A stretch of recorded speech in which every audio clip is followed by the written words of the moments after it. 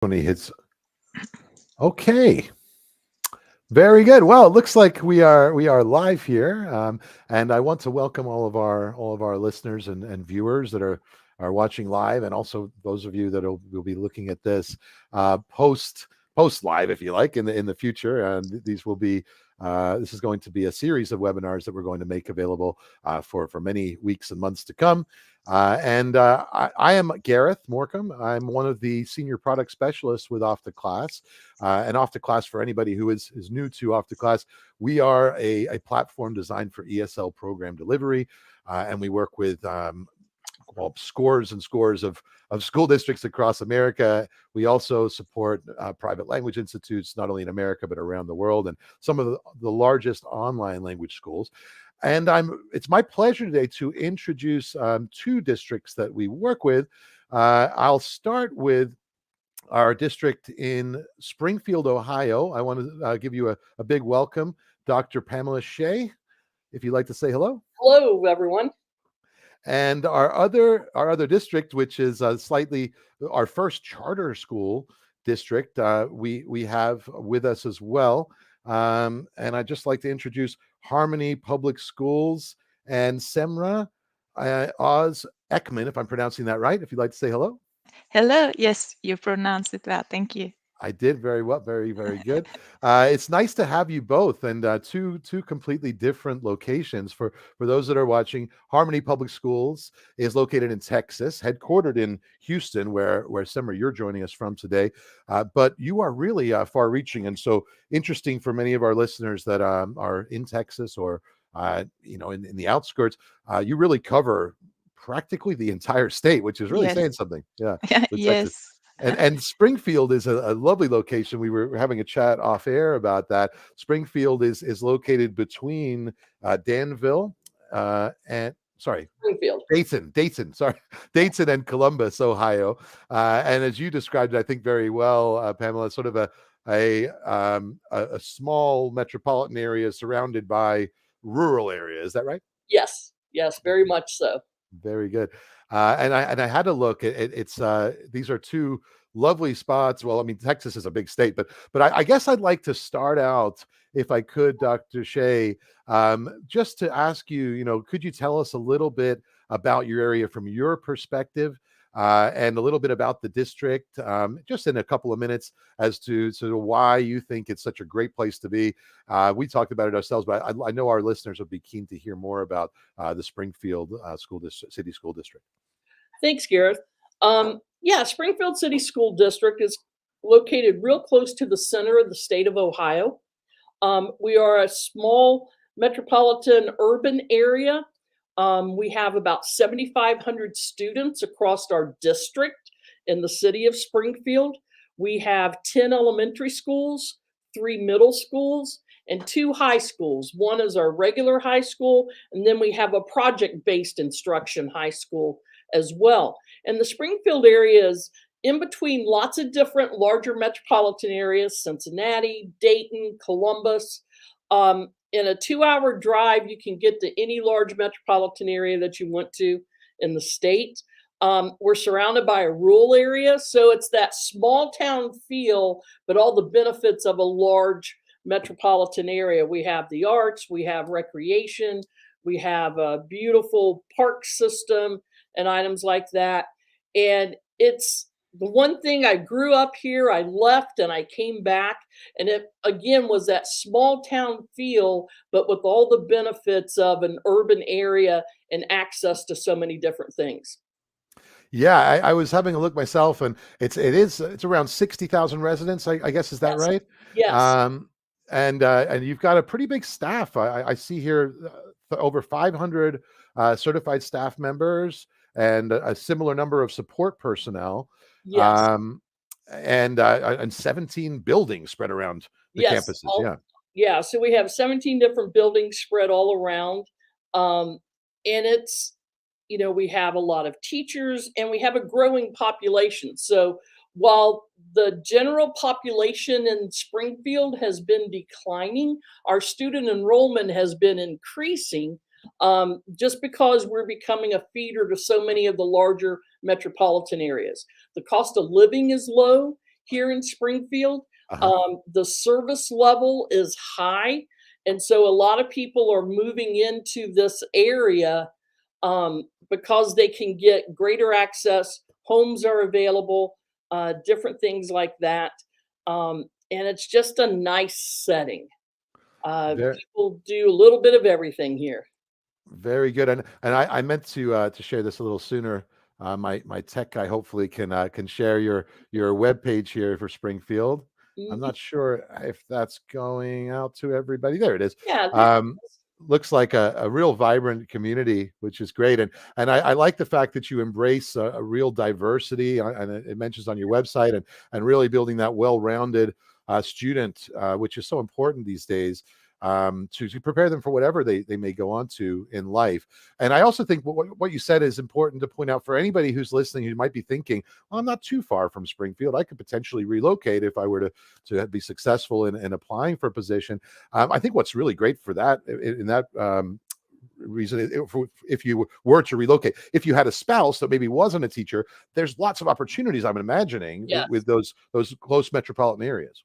Yes, definitely. And a lot of our current staff, we have several staff that live in Dayton, we have several staff that live in Columbus. And so it's an easy commute. It's not horrific traffic.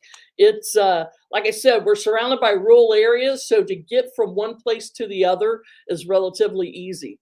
And Very good. so really having people live on the outskirts areas, but servicing the large metropolitan, the city area is nice. That's brilliant. That's brilliant. So you've got a commutable distance. So if you want a bit of the big city life to have all those things at your fingertips, you can still work in the school system in Springfield, no problem. That's great. That's a Yes. really nice summary. Thanks for that introduction. And moving on in that case to Harmony uh, Public Schools, which is again a charter school system. So and a fascinating one. I've got a feeling, and Semra, you can tell me if this is the case. I think you must be the largest charter school system in Texas, probably one of the largest in the country. I would guess with 58 charter schools. And I'll let you give yourself a bit of an introduction there if you'd like to, Semra. Yes, we are all over Texas with 58 campuses, but they are in districts. So technically, we have 7 districts, and I'm in the central office helping these districts. So Texas Very is good. We can big. see some of them there. Yeah. Yes, yes, it's big. We have many campuses in Houston area, Dallas, Fort Worth area, Austin, San Antonio, and we have border cities as well. Even Laredo. So Yes. you could, in theory, you could you could commute from Mexico in some of Yes, many in of some of our your cases. students are doing that in El Is that Paso and right? Laredo. Yes, they are commuting from Mexico. Yes. Isn't that fascinating? And are you in fact the largest charter school system in Texas? Yes, yes. Okay, I would have thought so. That's really something. Quite a contrast here. We've got Mhm, a lovely single location in Springfield mhm, and sort of a sprawling set of campuses, mhm, 58 campuses with Harmony, which is brilliant. And I mhm, also noticed that from your website that you mentioned that you are very STEM focused. Is that right? mhm, mhm. Science, technology, engineering, and math for the ones that don't know what STEM is. Very Yes, good. that's our mission. We have a high population of English language learners. It's increasing every year. So we are around 12,000 right now. Wow. But Okay. every year it's increasing like 1,000. And overall, we have 37,000 students per Wow. K through Okay. 12. Some campuses are just elementary, some are just middle, some are pre-K through 12, some are K through 12, K through 8. So it's all variety. It must keep your HR department quite busy. Yes, that's why they couldn't join, and I am here. That's why you're substituting for them. Yes. So we won't ask you too many detailed questions about Yes, the please. available positions at the moment, but we know there are some. Yes, We yes, know they there are. are some. Okay, I'm gonna stop sharing my screen for the moment now. And could you also mention, because it is the first charter school we've had, and I'm quite familiar, as I mentioned to you off air. My family has set up charter schools since the gosh, I must have been the late 90s, the first one my father was involved with in North Carolina, and still going strong, setting up another one now. But could you tell us a little bit about what differences there are between the charter school system versus a traditional school district? Okay. And So you mentioned that you have 7 districts, I know that. yes, we are a school of choice. So parents choose to come to us as an alternative to their neighborhood schools. And we are just like neighborhood schools. We are tied to Texas Education Agency. We are following the state rules, federal laws, and everything. But we have our own board, and that is governing us. Mhm. Um we we are not zoned, so we don't get the funds from the housing and like regular in the independent school districts that they get the taxpayers that homes and zones that's affecting. We are not like that. We have to buy our own buildings or rent our own buildings. So in the past, now it's changing, but in the past, majority of our buildings were shopping centers converted into schools Oh, because we had to find and rent things like. But now it's getting much better. very good. No, Uh, interestingly, my father, the first one he set up in North Carolina was in a church. yeah, He yeah, converted a church to a school. So yes. Well, very the second fascinating stuff. school was a church for me too.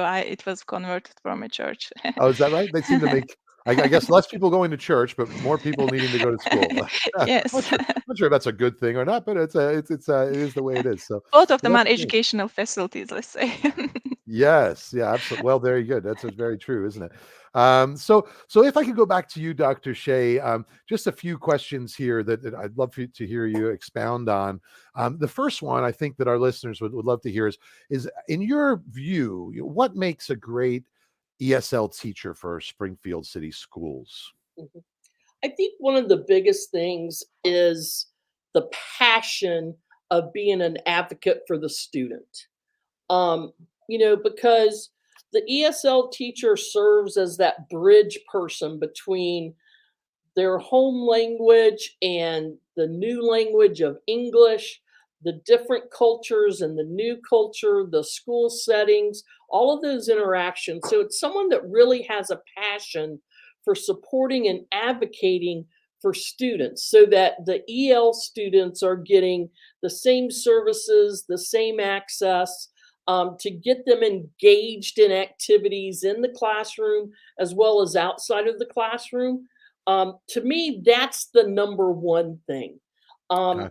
And, to really have that passion of being able to support those students. Hmm. Um, Teachers can be trained to teach.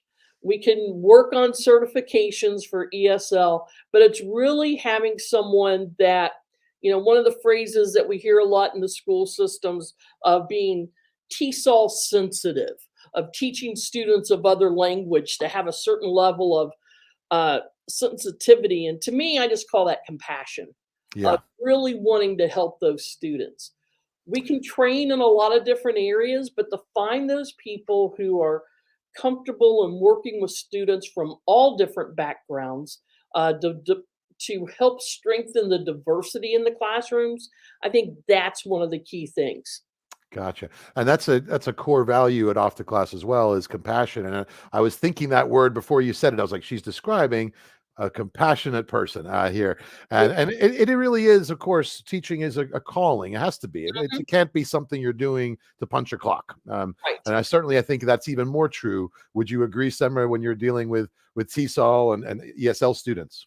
Exactly, exactly. It needs to come from the heart.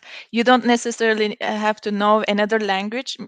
I know in majority of cases, our ESL or bilingual people are bilingual themselves, so they have been through this themselves, so they can understand and have a strong empathy with our students. But I have seen some monolingual colleagues as well who are passionate, who care about the students a lot and go beyond and help them. So Very good. heart is important. And I know that you are originally from Turkey, I think. Yes, I am. You have this probably resonates with you even more so, having Yes, yes, immigrated yes, to exactly. America. Yeah. And Yeah. did you do? I suppose you were already English literate when you came over. Mhm. I think, yeah. I was, So you yes. didn't have to struggle with that so much, but Mhm, but mhm, you can appreciate that perspective. That makes a lot of sense. mhm, mhm, Absolutely. And so would there be, so in what also you pointed out something that monolingual teachers can be very effective. So it's not essential that you speak more than one language to be an ESL teacher. Would you both agree with that? mhm, Yeah, not mhm, Yes. essential, but it could be useful. Could be Yes. useful, yeah. Mhm. Very good. And so going back to you, Dr. Shay, in Springfield, I suppose in Ohio, because I'm sure this is state required, what would be the qualifications or credentials that you would need for to be a full-time for a full certified teacher, and maybe even touch on if you have support roles, what would be the credentials needed for those types of roles? So for a full-time ESL teacher, first the teachers must have a certification to be a teacher. So that's a license through the state of Ohio. And the state of Ohio partners with all the other states across the country. So if you have your license in one state, 99% of the time it is also a valid license in the state of Ohio. Okay, And that's good to so know. you need to be a licensed teacher. And with that, you need a minimum of a bachelor's degree and Okay. all. Could that be in any subject, or it has to be specific, certain subjects only? It can be in any subject. What we recommend and strongly suggest that it's in one of the key content areas, so English or math or science, along those lines, because that's where you'll be spending most of your time in the classrooms of helping students in those areas. But you just need to be a licensed teacher, and you can receive those licenses for different age groups. Some receive a generalist license, that's K through 12. Others are just high school specific. Others are elementary, K through 3 or K through 6. It depends on what your interest is. The Mm, one good thing about the state of Ohio is they have a lot of options to help fit what the needs are of the school as well as the individuals seeking to be educators. right. And then while we would like you to have other languages, that would be nice. It is not required to be bilingual. Got it. But also, what we require of our full-time teachers is to be um, ESL certified, TESOL certified, whatever word is the phrase, is to have a certification. And that could be either going through an 18-month graduate program that a lot of programs offer. Some offer it at the undergraduate level, and that's acceptable to us. And sometimes it's a full master's degree. So there's all different types, but we just want you to have that extra education to where you know how to teach language to those who do not have English as their home language or as their native language. That Um, makes sense. and while we prefer you to already have this certification completed, we understand that some people are just starting on that certification process. So as long as you're willing to be certified, we will work with you in our district so that you're hired as a teacher, and then we will progress you and support you as you go through working to finish up that certification. Got it. Okay. So those are our full-time teacher roles. Then we Uh-huh. also have support roles. They may be paraprofessionals where you do not have to have your teacher's license. We prefer you to have a high school diploma as well as some college, depending on which classrooms that you're working in. And those are just assistants within the classrooms. And sometimes those are full-time and sometimes those are part-time available. We also have our bilingual assistants. And these again can be part-time or full-time, depending on what the scheduling needs are. And that's where we ask you to have a language that is in demand for us, which is primarily Spanish, Haitian Creole, and French are our three largest languages with our EL population. And to be bilingual so that you can help with translations, both verbal translations and written translations. And then Very in our interesting. school district, we have lots of other needs from counseling to instructional coaches to anything along those lines that the baseline is that degree and a license to teach. Very good. So a lot of ways that you could come into the Springfield system, it sounds like, and a lot of Yes, support given once you have your foot in the door, so to speak, whether it be yes, as a para or support, bilingual support. That's terrific. So very proactive with helping your students, your teachers' career path. yes, That's yes, excellent. very much so. And I'll throw the same question over to you, Semra. I know in Texas a little bit different, and you have slightly different roles. But tell us a little bit about, what would be required, what qualifications or credentials would people need if they wanted to apply and be successful with Harmony's public schools? Yeah. Similar to licenses and certification, we have those too. But in a charter school, if you want to be a teacher, in our case, you don't have to have certification. So just bachelor's degree in a related field is enough to apply. But to be specifically ESL teacher, that is coded just for those students in a specific lesson, then you have to have that certification. But you can apply as a social studies teacher, English teacher, math, science, and then you can get your certification while you are working with us. Interesting.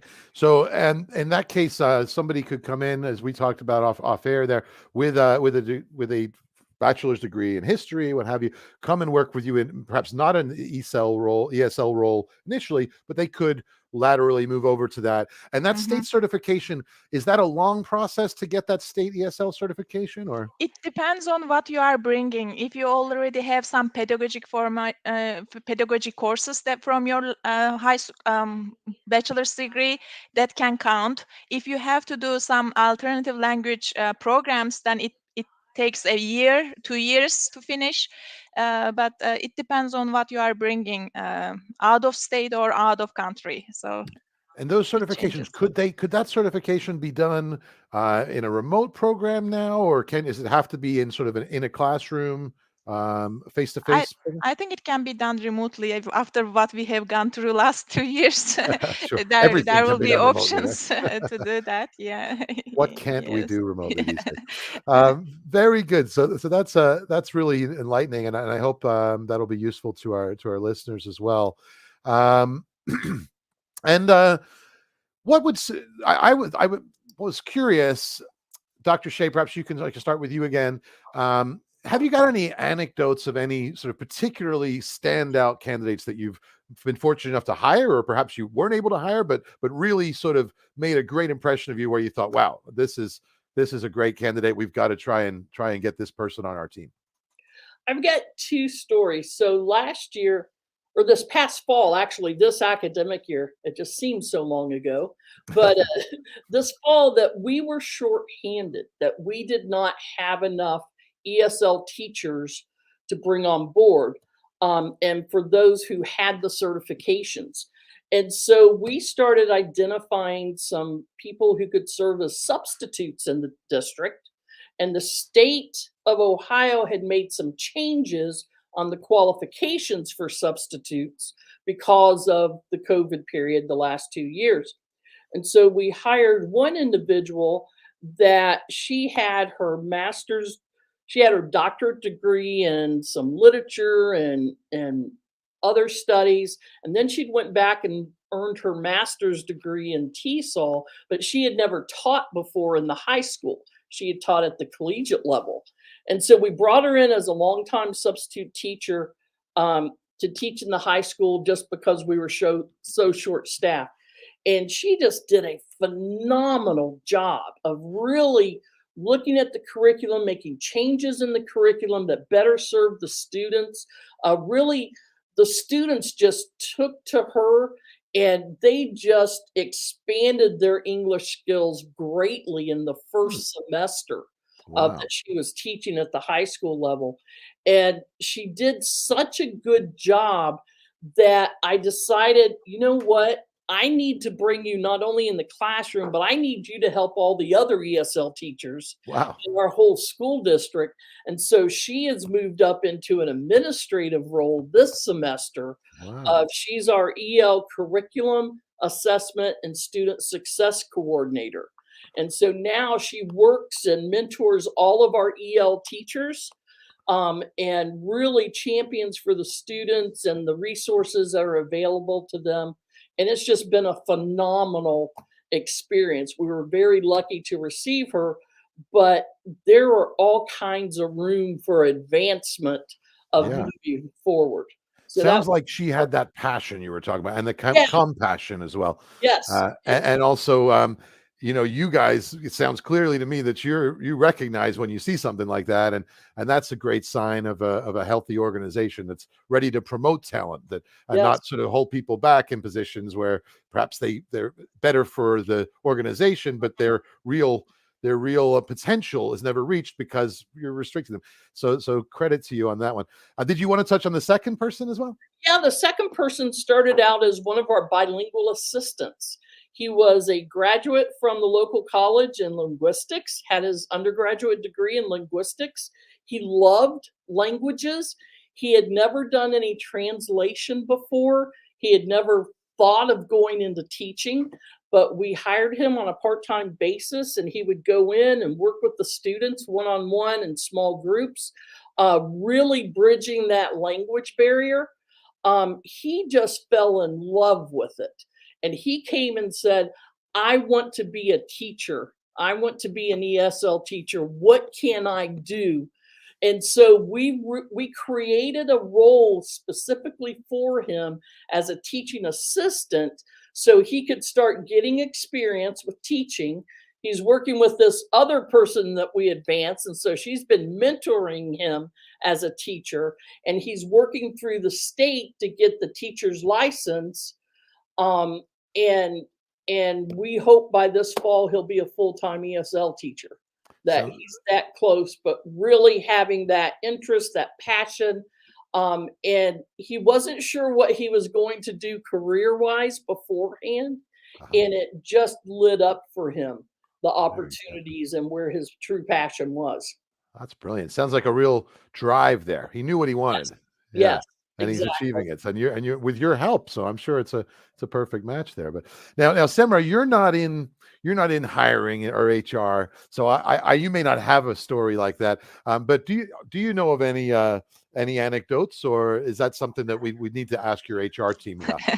No, I wasn't in the hiring position, but I have seen some specific ESL teacher, for example, being phenomenal in her classroom, how she is interacting with her students. And then she was offered an English position and she became an 8th grade English teacher. And then she became a department head and curriculum writer. And now next year she is going to be a coach for the district. So when you show people what you are doing with the students, what your passion in the classroom, your admin sees that and you can be promoted easily. I see. So it sounds like both districts are very, very concerned, or have the teacher's career in mind, as well as, of course, their students. And I think that's so important. People don't want to feel like they're perhaps trapped in a role, and that teaching is hard. We all know that. Any of us that have done it before, and it's nice to know that there could be other options. And I suppose one of the things that Semra, can offer is, if any of your teachers would like a change of scenery, you can send them across the state to practically another country almost, which is also a nice benefit for yourselves. Yes, yeah, we also pay for their move as well. We have that Ah, okay. procedures. It is happening already in the system, people moving from one city to another. Yes. Very good. And there are some campuses that are struggling. So if you choose to become a teacher or administrator there are bonuses for to choose those campuses as well. Ah, And good. normally charter schools are operated in the areas that are students are struggling, economically disadvantaged. So that's why there are some problems. So Mm. those campuses become priority campuses. And they can be incentivized for teachers to Yes, relocate to yes, those ones. yes. Yeah.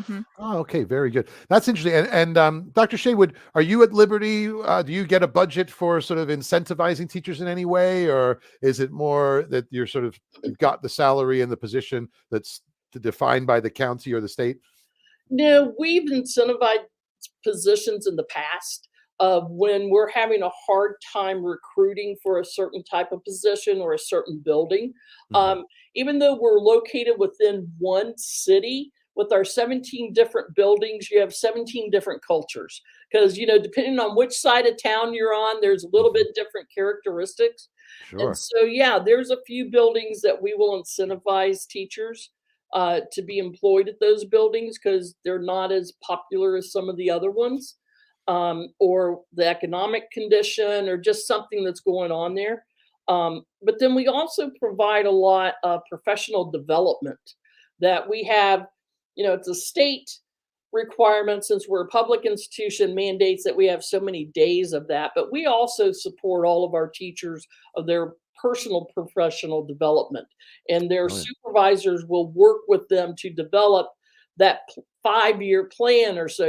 Where do you want to go? What is your desire, to really help and support that? And so we have extra funding that if someone can put forward a good case, then we have extra funding that can support that as well. Very good. Now, and professional development is such a hot topic, so much so that as a company, we were getting so many districts asking, do you provide any PD? And that we actually, as you may know, both of you may know, we rolled out an entire sort of almost like a smorgasbord of professional development options that our client districts can take part in, or can add on, if you like, to the services that we provide. It is so important, and not just for. Would you agree? It's not really just for the ESL teachers. It could also be for core curriculum teachers that need help, or motivation for parents, perhaps delivered in their native language. These things are, because it's important to get not only the student to Yes. buy in, but also the parent. Is that right? Yeah, we have some professional development that we're in the middle of planning right now, where we're bringing in some experts on how to help prepare the parents to help the students over the summer, so that they don't, have the natural fallback of, lose some of those skill levels. And so we're doing some workshops, bringing in the parents for those. And then it's also the regular teachers, in their classrooms. And one of the things, we're going to a full inclusion model for our EL. So we're having to train the regular classroom teachers as opposed to the EL teachers on what does that look like from their perspective as well. So professional development is a constant, ongoing element of any role in the education field. That's great. And I think what it also does, it not only helps the teachers to be better prepared and feel more confident, and perhaps have more energy for their classroom, but it also helps with retention, right? Big teachers will stick around more if they have that constant improvement going on, and they are supported in a way that helps them. But and do you do a lot of in the PD realm, professional development realm as well, Semra, at Harmony? Yes, yes, summertime and during the school year and everything. In the past a few years, we also started micro-credential process for our teachers, so they can finish the trainings on their own time, and then That's it's great. more in line with what they are doing, because they have to submit some artifacts about the things like lesson plan, whatever their micro-credential is on. So it is in line with job-embedded PD, and we are also giving them stipend per course that they finish. So Very there good. are opportunities for the teachers. While I'm thinking about it, obviously in the long tradition of ESL teaching in America, I suppose for many decades, it was completely dominated by Spanish speakers. As far as students, mostly were Spanish speakers. Of course, there are exceptions, but nowadays, what do you find, Dr. Shay? Are most of your students that are in the ESL program, are they coming from a Spanish native language background, or are you getting a much more diverse mix now? In the past, it's historically been Spanish, coming from a lot of different countries with that. But we've had a growth spurge here in the last year or so, to where we're really receiving a lot of Haitian Creole students. So that's now our second largest population. I would say we're about 70% Hispanic, about 20% Haitian Creole, Hmm, and then we have the other 10%, which is just a mix of anything and everything, from okay. German and Slavic languages uh, Twi and Mam and some very unique heritage type languages. Interesting. And those Haitian Creole folks, your second largest group you mentioned there, would they typically also speak French or? Some do. Actually, more of them speak Spanish because Oh, okay. they've come to the States by some of the Spanish speaking countries I see. and Okay. all. So you see more, it's a mix. If Mix, they yeah. may have been educated in French school systems, but their language acquisition has come through Spanish. Got it. Interesting. And how about you, Semra? Being on the Mexico border, I would guess that Spanish would be the lion's share of your Yes, students. yes. Spanish is the highest, but depending on the cities, we have different languages like Urdu, Arabic, Vietnamese, and in Austin, especially in one campus, for example, we have Telugu. It is an Indian language, Hmm. so it changes from city to city or campus even, but Spanish is the majority. It must be nice as a teacher to get to interact with all those different cultures as well. And if you really are passionate to make long relationships with these students and perhaps their families as well by staying in one place, but now you've got friends that are from all over the world in a sense. If you do a good job, and I imagine some of these relationships can go on for a long time, long past the student's tenure at the school with the families and so forth. That is so important. Let's see another thing I wanted to touch on. Yeah, I had mentioned this previously. Of course, we've been in these last 2 years. It's been a real technological shift that has been 2 years ago. A bit of a nightmare for schools to navigate, and many schools having to go completely remote, of course, and then back in and then back out again, and then some kids quarantining and other kids in the class, and so you've got a mixed modality here. Sometimes you might, in an ideal world, you'd want to be teaching face to face, but also have students that are remote, maybe in a quarantine situation, who can attend classes. So I wanted to ask you, and again, I'll go back to Dr. Shay. I'm sort of alternating here. How has technology changed the role of the teacher, but also sort of your outlook on how to deliver service to your ELL population? Mhm. Springfield was ahead of the game before the last couple of years hit, in that they really used technology as a key resource in all of their regular rooms. So while they did not teach online to all students had textbooks and grade books and key resources to where they were comfortable interacting with the teachers and the students outside of class as well as in class and using that technology. So then when it came where everyone had to be teaching online, um, the the use of that technology ahead of time had really prepared everyone for that. Right.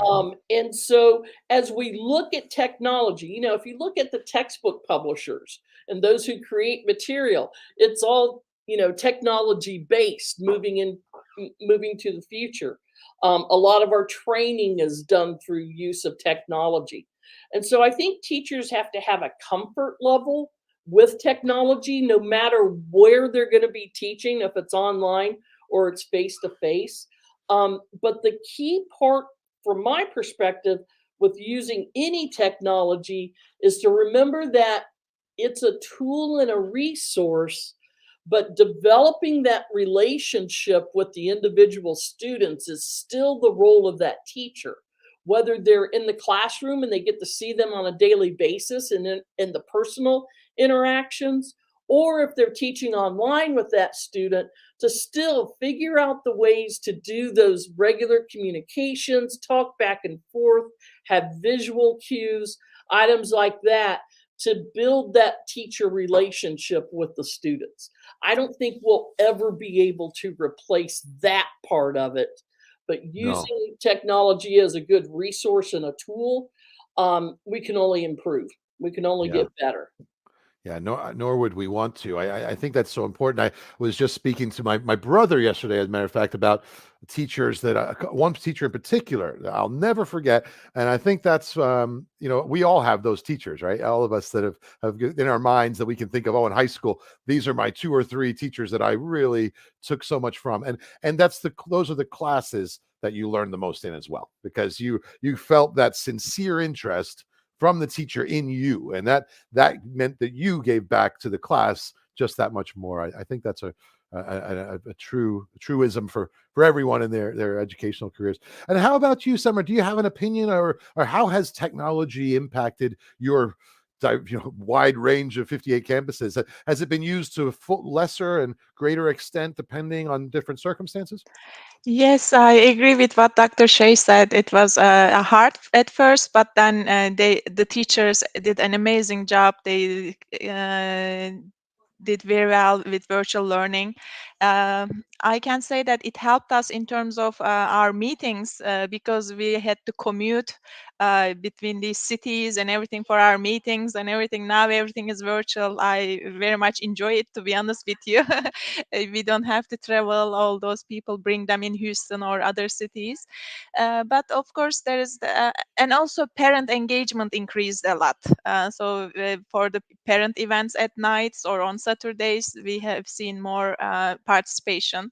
So those are good sides. But of course, with the technology, even when you have the virtual meeting, you never know what the other person is doing. So that's that con there. So you have to keep them engaged. So they are always paying attention to your screen and doing what you are supposed to be doing. Very good. No, that's great insight. Um, and I'll save it till the end, but I do have a question that's come in for you, Semra. I'll come back to that in a moment. And yeah, I was curious about, have you already in place, or are you thinking about developing? I think you touched on this already, Dr. Shay. I'll start with Semra on this one just to switch things up. Do you know if you have summer programs particularly for newcomers that are focused on getting them ready for the school year at all, or is that something you'd like to develop? Yes, we would like to do that. It is not in process right now, but we are seeing that there is a demand for it. It is late a bit for this summer, but we would like to do it for the following summer, especially for high school students, middle school students, something in the summer. We have elementary students summer school that we are offering for our English learners. But not something for the newcomers, because Okay. technically we are school of choice, so we are not Hmm. sure if they are going to come to You're us not or sure if they're not. coming yet. And yeah, Yeah. unless they are enrolled in August 1st or August 10th, with whatever the first start date. But we would like to do something for the newcomers. And how about in Springfield? Have you got a summer program yet, or are you working on that? Let's see, we're working on our traditional summer program, which we've really expanded this year to include more of our EL students and offerings. So making sure that we have more ESL teachers available, as well as the bilingual assistants to assist with that. We are looking at an EL newcomer for the high school program that will be offering a couple of courses this summer. And what we learned is we really don't need to promote that to the students, but we need to promote it more to the parents. And the parents are very supportive and wanting to enroll their students in that. So I think in the future we'll have more, but this is a first start. And so we're looking forward to the launch of that. Very good. Oh, that's great. And sort of switching topics a little bit here, just thinking about the listeners, the teachers that are keen to explore their options.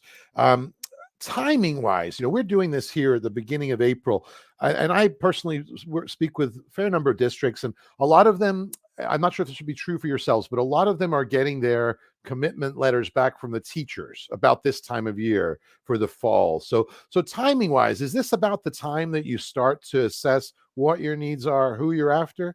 Is that right, Semra? I'll let you start there. Yes, exactly. This is the time that we do career fairs, looking for teachers. We are asking our teachers if they are coming back or not. I don't know.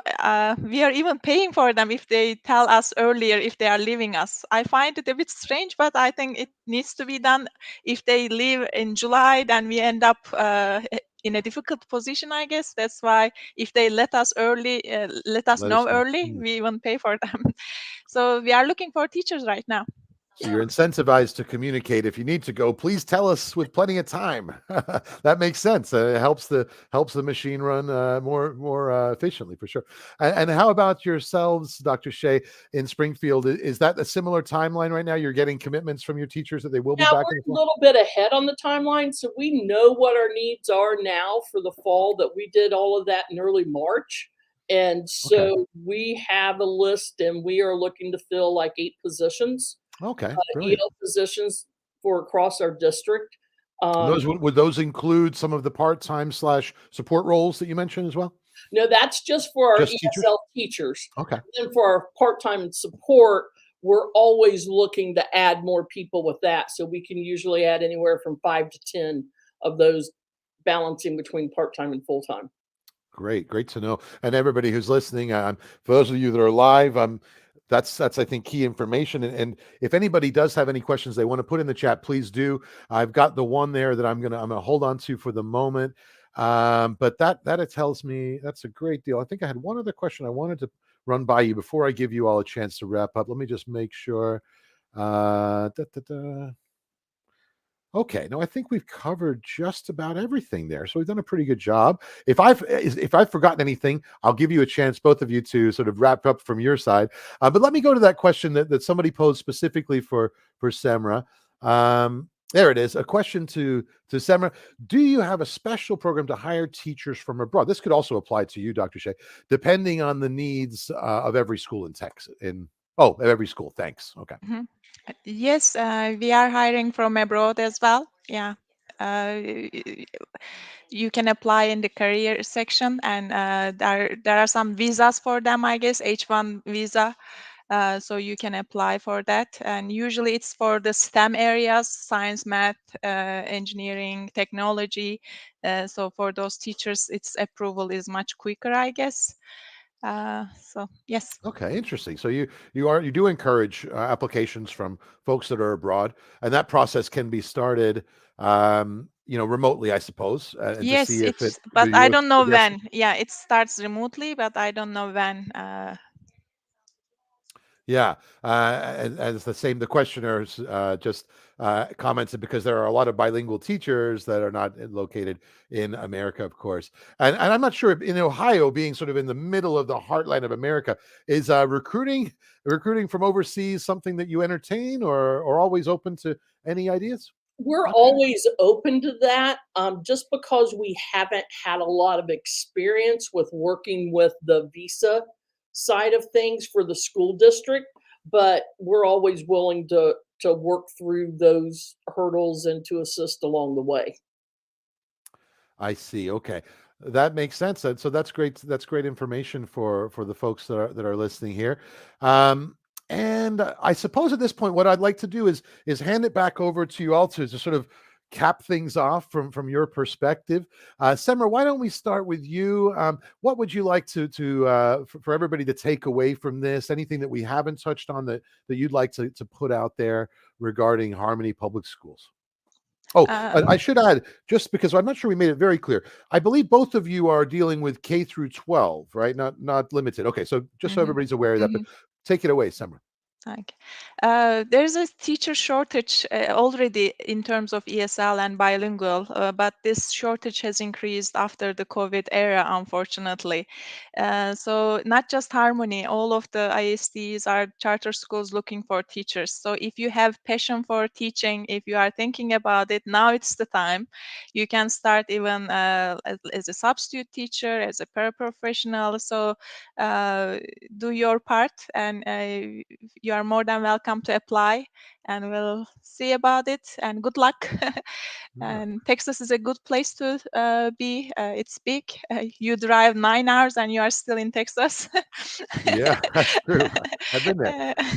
And it must So have something for everybody, Texas. I mean, yes, yes, you've it's got very diverse. Yes. such a diverse climate as well. I mean, from Hmm. almost tropical to the where you're in your lowest Yes. most southern campus, all the way up Yeah. to I've been to Wichita Falls. It's pretty cold up there, Yes. which is Yes. way up north. So, but And that's two interesting. time zone even. Yeah, we have a different time zone within Yeah. the state. So And cuisine, you've got the second best barbecue in the world after North Carolina. Being a North yes. Carolinian, I have to say that. But, We have the Tex-Mex Mexican aspect on that, so that can absolutely. be a bonus. Oh, I love Mexican food, and Tex-Mex the same, delicious. But very good. So, and I'll throw it over to you, Dr. Shay. What would you like to leave us with? Any thoughts or anything we didn't cover that you'd like to get out there? Well, I just think, if you're new to teaching or if you're experienced in teaching and really looking and have that passion to serve students, we are hiring.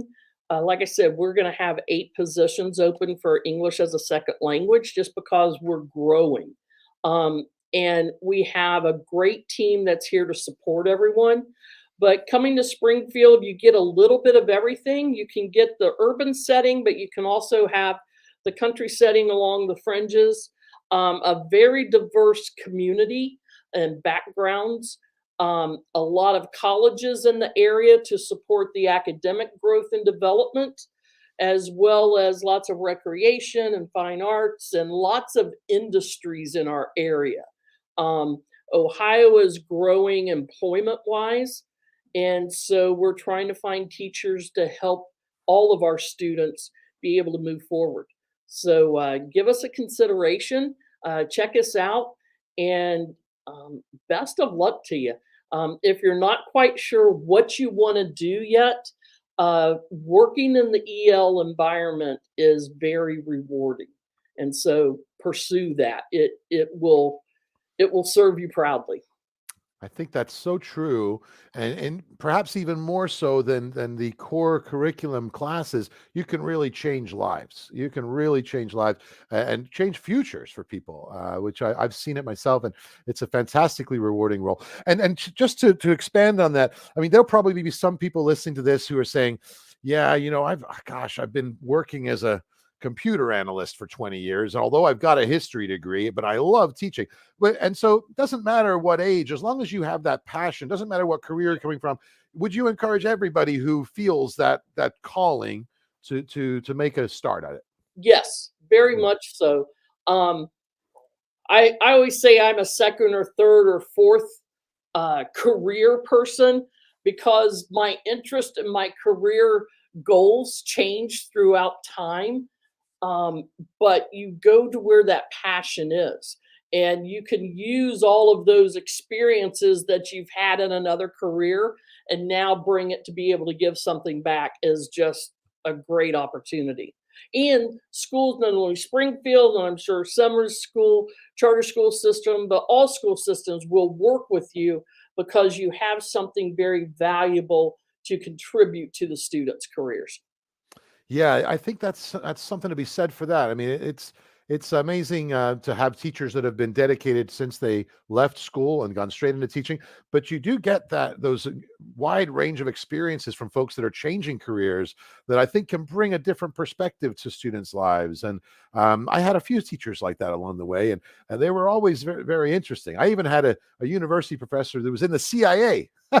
And he was an amazing guy. So I'll never forget somebody like that. So that's great to know. Would you agree with that, Semra? Would you encourage anybody who's got that passion that has obviously some Yes. qualifications that they can get in on the ladder? Yes. You'd encourage the same? Yes, exactly. Yes. Unfortunately, teaching is not a job that you come for money because there isn't that much money anyways. But it's for passion. So if you have passion for kids and teaching, so please join any school. And Very yeah. good. And we had a couple of sort of small questions here. I'll just run through. One, somebody was asking, what is Semra's position in the school system? Perhaps you can answer that. My official title is Associate Director of Special Programs. I'm just in charge of the ESL program. Okay, I see. Mhm. And the same question to Pam. I know the answer, but Pam, I'll let you You explain. Yeah, so I'm the director of federal and state programs. I oversee all of the grants and funding for the school system, but I also have special populations. So I oversee our EL programs as well as our homeless student population. And so really have that passion for helping to serve those that are outside of the norms of our student body. Fantastic. Again, even more rewarding when you can have success with folks that are less fortunate, perhaps, in our communities. But well, on that note, unless I'm forgetting anything that one of my colleagues wants to remind me about, I think we shall leave it there. And thank you for the questions, folks. I know there'll be more conversation around these webinars, these talks. But it's been really great to learn about Springfield and also the Harmony school system. Fascinating stuff. And looks like you've got we've covered a little bit of something for everyone there. And I really appreciate the inclusiveness with which you look at your recruiting effort, really valuing people that could be coming from many different walks of life, that just have, I think the one thing that we've all established here, you've got to have that drive and that passion and that compassion to want to change lives and improve people's lives through teaching. And the rest can be taught, as you said, Dr. Shay, earlier. We can teach you how to teach, but you've got to want to do it and have that passion. Is that right? I think we'll leave it on that note then, ladies. Thank you so much for your time. And thanks to everybody who attended. I'm just checking for any final questions I may have missed. I think we're good. And we'll leave it there. But thank you so much. And best of luck with the rest of the year to both of you. And best of luck with filling those vacancies that are starting to become apparent. Thank you. Thank you very much. Thanks, everyone. Take care.